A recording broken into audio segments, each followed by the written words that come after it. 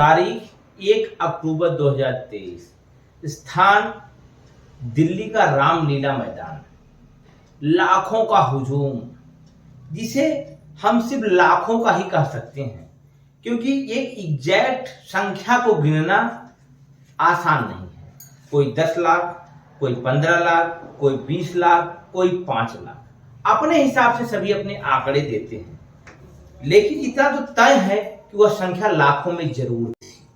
इतना बड़ा जमावड़ा उस रामलीला मैदान में, जिसका एक व्यापक और ऐतिहासिक धरोहर रही है, एक परंपरा रही है, जहां पर जयप्रकाश नारायण का संपूर्ण क्रांति का आंदोलन रहा हो, 2011 का अन्ना आंदोलन रहा हो, उसके बाद बाबा रामदेव का आंदोलन रहा हो, या ऐसे अनवरत और असंख्य आंदोलनों का गवाह और प्रत्यक्षदर्शी रहा रामलीला मैदान में। इस भारी हुजूम को हमारे देश की मीडिया ने, हमारे देश की मुख्य चैनलों ने किस प्रकार से कवर किया, उसे आपने अपनी निगाहों से, अपनी नजरों से देखा। और उसके बाद एक निराशा, एक नाराजगी और एक प्रतिक्रिया उत्पन्न होती है कि यह छोटी छोटी रैलियों को इतना महत्व देते हैं, उन घटनाओं को महत्व देते हैं जिसका आम जनता से कोई लगाव नहीं हो, चाहे सीमा हैदर का मामला हो या ऐसे असंख्य मामले हों, हिंदू मुस्लिम के बीच होने वाली बेमतलब की डिबेट हो, हिंदू मुस्लिम को लड़ाने वाली डिबेट हो, देश में विभाजनकारी शक्तियों को लेकर के की जाने वाली डिबेट हो, जिसका कोई अर्थ ही नहीं होता है, कोई निष्कर्ष ही नहीं होता है। उसने इस पेंशन के लिए लड़ रहे योद्धाओं के इस बड़े धरने को, इस महारैली को, पेंशन शंखनाद रैली को कवर नहीं किया। इस मुद्दे से मैं इस विषय की शुरुआत करूंगा तो बड़े आसानी से आप मुझ पर आरोप लगा सकते हैं कि मैं एक पुरानी पेंशन आंदोलन का प्रहरी हूं, एक सैनिक हूं, इसलिए मैं इस विषय को आपके सामने रखने का प्रयास कर रहा हूं कि आपकी नजर इस पेंशन आंदोलन पर जाए। चलिए छोड़िए, कुछ देर के लिए इस विषय को साइड करते हैं और स्वागत करते हैं आप सभी का। स्वागत, अभिनंदन, आभार स्वीकार करिए अपने दोस्त रसूल रघुवंशी का। नमस्कार। ज्यादा पीछे नहीं जाएंगे, सितंबर से बात शुरू करते हैं। सितंबर के शुरुआती सप्ताह में इंडिया गठबंधन की मीटिंग होती है, और जिस दिन इंडिया गठबंधन की मीटिंग होने होती है उस दिन सुबह भारत के संसदीय कार्य मंत्री ट्वीट के माध्यम से, हाँ ध्यान रखिएगा, ट्वीट के माध्यम से यह सूचना देते हैं कि संसद का विशेष सत्र आयोजित होगा, जो इसकी डेट 18 सितंबर होगी।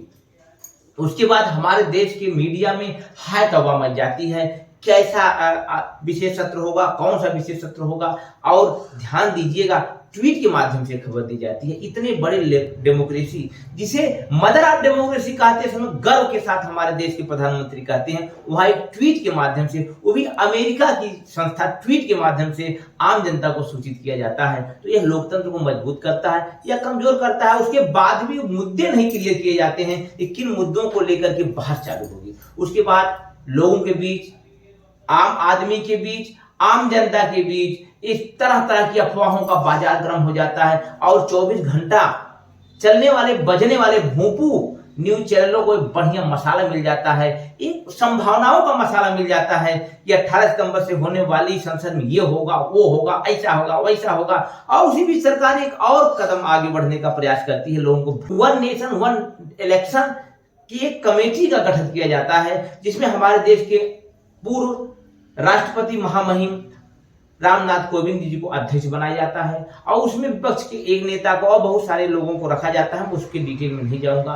फिर एक हफ्ते तक इस पर डिबेट, उसके बाद इंडिया बनाम भारत की डिबेट, मतलब एक ही देश के नाम के पर्याय को लेकर के डिबेट, इंडिया में ये कमियां हैं, भारत में ये खूबियां हैं। अरे यार, नाम महत्वपूर्ण रखता है, मैं मना नहीं करता हूं, लेकिन उसको लेकर के आप कितनी अच्छे तक जा सकते हैं, उसकी भी तो एक सीमा होती है। उसके बाद G20 का महाआयोजन, लगभग अप्रोक्सीमेट 10,000 करोड़ रुपए खर्च कर दिए गए, उसका महिमा मंडन।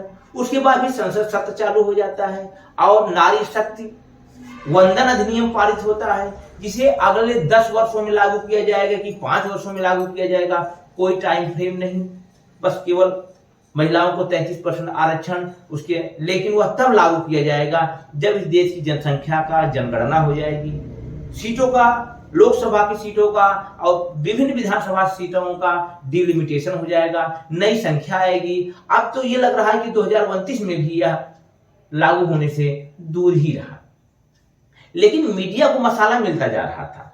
उसी बीच एक खबर आती है जिस पर किसी की निगाह नहीं जाती है। खबर यह होती है कि हमारे देश के सबसे बड़े बैंकों के बैंक भारतीय रिजर्व बैंक ने एक रिपोर्ट जारी की। वह यह बताता है कि हमारे देश के लोगों की जो बचत है वह पिछले 50 वर्षों में सबसे निचले स्तर पर पहुंच गई है, लेकिन उस पर किसी का ध्यान नहीं जाता है। हमारे देश में लोगों की बचत उनके जीवन के दैनिक खर्चों में खत्म हो जा रही है, स्वास्थ्य, शिक्षा और खाने पे खर्च हो जा रही है।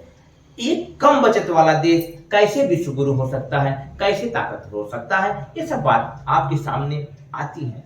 शायद ही कोई ऐसा न्यूज चैनल दिन भर में आता हो जो कम से कम दिन में 10 बार भारत को विश्व गुरु साबित करने के लिए उतारू न हो जाता हो, जबकि हम वही दुनिया के विभिन्न देशों में देखते हैं कि क्या किस प्रकार का परिदृश्य हम क्रिएट कर रहे हैं। ये तो रही सितंबर की बस मोटी मोटी घटनाएं, बहुत सूक्ष्म जाने में बहुत लंबा वीडियो चला जाएगा और आप पक्का उसको नहीं देखेंगे। फिर हम जब अक्टूबर में प्रवेश करते हैं, 1 अक्टूबर का मैं पहले ही जिक्र कर चुका हूं। 2 अक्टूबर को भारत के महान स्वतंत्रता संग्राम सेनानी और इस देश को आजादी दिलाने में प्रमुख भूमिका निभाने वाले महात्मा गांधी और लाल बहादुर शास्त्री का जन्मदिन मनाया जाता है। और 3 अक्टूबर सुबह 6:30 बजे से ही न्यूज क्लिक के साथ जिस प्रकार से बातें जुड़ रही थी, उस पर जुड़े हुए पत्रकारों पर हमला होता है, उन पर रेड डाली जाती है दिल्ली पुलिस द्वारा, ईडी द्वारा।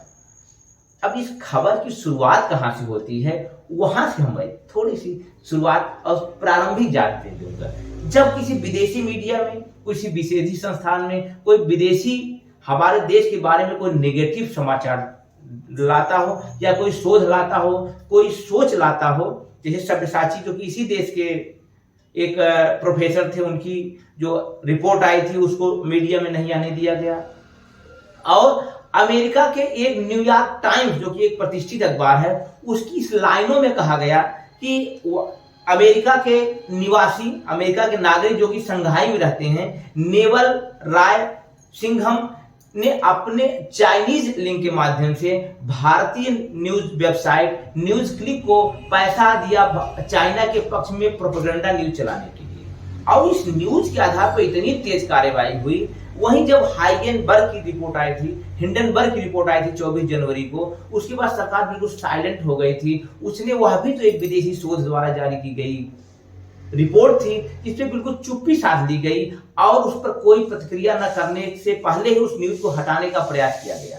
वहीं एक विदेशी समाचार द्वारा जारी न्यूज पर इतनी तेज प्रतिक्रिया होती है और वहीं हिंडनबर्ग के द्वारा जो रिपोर्ट जारी की जाती है उस पर खामोशी छाई जाती है। इसी प्रकार की बहुत सारी रिपोर्ट्स आती हैं जिस पर सरकार यह देखती है कि इसको चलाया जाए कि ना चलाया जाए। तो कहीं न कहीं जो हमारे देश का चौथा स्तंभ है वह खबरों से हमें भ्रमित करता है। जैसे ही किसी विपक्षी या फिर जो सरकार की आलोचना करने वाला पत्रकार हो, चाहे कोई चैनल हो, उसके विरोध में कोई खबर आती है तो वह हमारे मुख्य मीडिया का जयचंद बन जाता है, वह मीर जाफर बन जाता है।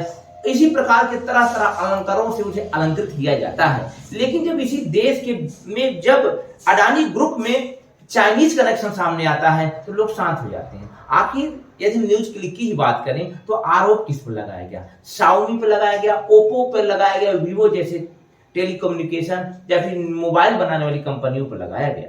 लेकिन आज आपको जान के ताज्जुब होगा कि भारत में वीवो, ओप्पो जैसी कंपनियां, शाओमी जैसी कंपनियां 60,000 करोड़ का टर्नओवर ला रही हैं और हजारों करोड़ रुपए भारत से कमा करके चाइना लेके जा रही हैं। और लगभग 2000 करोड़ का प्रतिवर्ष शाओमी का विज्ञापन भारतीय न्यूज चैनलों पर तैरता है, भारतीय विभिन्न चैनलों पर चलता है। और इन 2000 करोड़ रुपए के विज्ञापनों से इन जिन्हें हम डिजाइनर पत्रकार कहते हैं, बहुत योग्य पत्रकार कहते हैं, उनके पॉकेट की सैलरी आती है, उनके घर का खर्च चलता है। तो जहां हम मेन स्रोत है, इसके अलावा पीएम केयर्स फंड में भी इन्हीं कंपनियों ने कई करोड़ रुपए, लगभग 50 करोड़ के आसपास चाइनीज कंपनियों ने डोनेशन दिया था। उस पर हम चुप्पी साध लेते हैं। बात अब मैं फिर आपको पेंशन पर लाऊंगा। पेंशन भी एक बहुत बड़ा घोटाला है, क्योंकि जो नई पेंशन योजना है उसमें 14% सरकार कंट्रीब्यूट करती है। यदि एक कर्मचारी 33 वर्ष तक नौकरी करता है तो हर वर्ष, हर महीने एक कर्मचारी की सैलरी का 10% और सरकार का 14% कंट्रीब्यूशन में खर्च होता है। मतलब एक अच्छी खासी सरकार की रकम एक पेंशन योजना पे खर्च की जाती है। और जब कोई व्यक्ति रिटायर होता है तो उसकी उम्र ज्यादा से 10 से 15 साल से ज्यादा लंबा जी नहीं पाता है, जीता नहीं है। चाहे जीवन प्रत्याशा कैसी भी हो, वो एक एवरेज लाइफ उठाई जाए तो 15 साल से ज्यादा एक सेवानिवृत्त व्यक्ति नहीं जीता है। लेकिन यहाँ 33 साल तक सरकार 14% योगदान देती है, अंशदान देती है, वहां 15% के लिए सरकार जिद करके बैठी है। आप समझ सकते हैं ये ऐसा क्यों हो रहा है। ऐसा इसलिए हो रहा है कि आपकी सैलरी का या फिर किसी सेवारत कर्मचारी की सैलरी, शिक्षक की सैलरी का 10% तो कटता ही है, सरकार 14% जोड़ती है। और ये जो रकम होती है या बड़ी बड़ी कंपनियों में डाले जाती हैं, या अडानी, अंबानी और ऐसी बहुत सारी कंपनियों में एज ए इन्वेस्टमेंट डाले जाते हैं। और उनका जो घाटा होता है, उनको जो तरह तरह की योजनाएं होती हैं, उनको इन कर्मचारियों और सरकार के माध्यम से इनडायरेक्ट लाभ पहुंचाया जाता है। आप समझ सकते हैं कि आखिर जिस देश में मात्र कुछ उद्योगपतियों के पास इस देश की संपत्ति का 50-60% संपत्ति उपस्थित है, 10, 12, 15 उद्योगपतियों के पास इस देश की 40% संपदा है, वहां हम सामाजिक न्याय की बात कैसे कर सकते हैं। क्या पुरानी पेंशन पाना अब ये सामाजिक न्याय का प्रतीक नहीं है। मैं तो चाहता हूं इस देश के हर नागरिक को एक ऐसा आर्थिक ताकत मिलनी चाहिए। जब हम 5 ट्रिलियन डॉलर इकोनॉमी की बात करते हैं तो उसका लाभ एक एक नागरिक को मिलना चाहिए, ना कि कुछ गिनती के अंगुलियों पे गिने जाने वाले उद्योगपतियों को मिलना चाहिए। मेरी बात यदि आपको समझ में आती हो तो अपनी टिप्पणी के माध्यम से, कमेंट के माध्यम से मुझको अवश्य सूचित करिएगा। और इस वीडियो को जनता की जागरूकता में अधिक से अधिक शेयर करिएगा और इस चैनल को सब्सक्राइब करके मेरा उत्साह वर्धन करिएगा। जल्द ही आपसे फिर मुलाकात होगी। अपने को ख्याल रखें। नमस्कार, धन्यवाद।